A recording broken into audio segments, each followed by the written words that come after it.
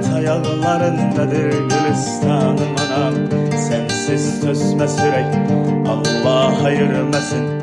Gederi zulmet ile geçer sensiz anım anam. Şöhretim şanım anam, melimat sanım anam.